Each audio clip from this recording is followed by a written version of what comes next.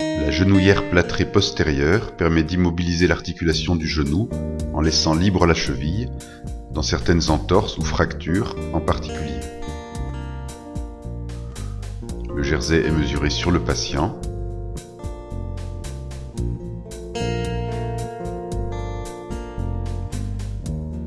Et roulé pour faciliter sa mise en place.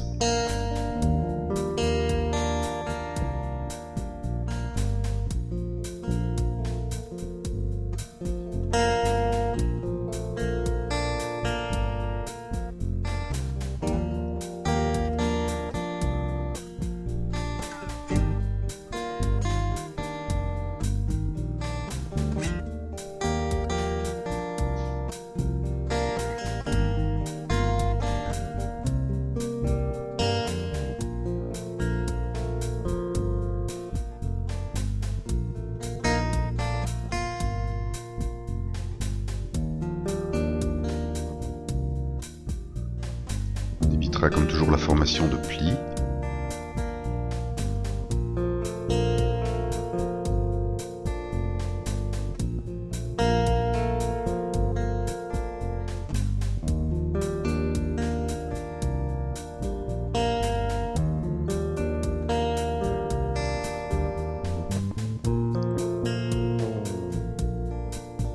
Il est indispensable de capitonner cette attelle, au moins dans sa partie basse, autour des malléoles, par quelques tours de mousse hydrofuge.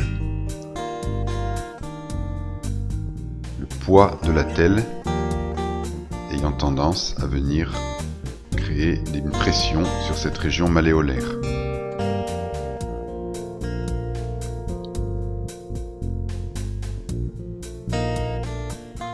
L'attelle elle-même est confectionnée à l'aide de 2 bandes de plâtre de 20 cm de large déroulées en totalité.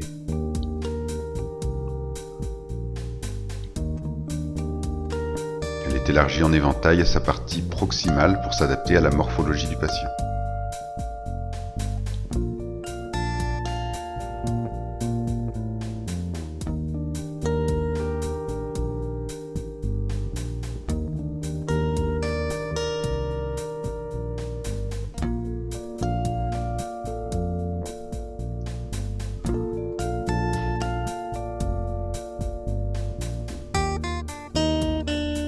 L'attelle est immergée 1 à 2 secondes avant d'être égouttée et lissée sur un plan dur pour éviter la formation de plis et chasser les bulles d'air, ce qui contribuera aussi à renforcer sa solidité.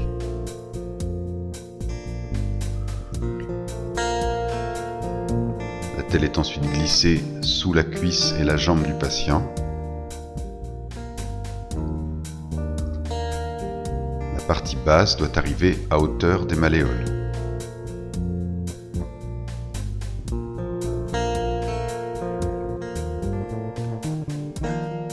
Le lissage est particulièrement important dans la confection de cette attelle, puisqu'il permet à celle-ci de bien épouser le galbe du mollet, ce qui évitera à l'attelle de glisser vers le bas lorsque le patient sera verticalisé.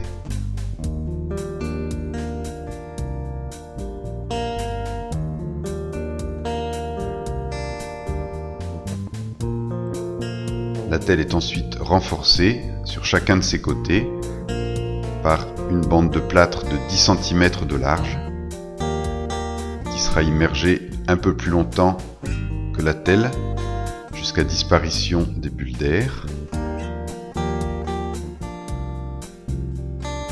Chaque bande sera déroulée dans son intégralité sur la face interne puis sur la face externe de l'attelle.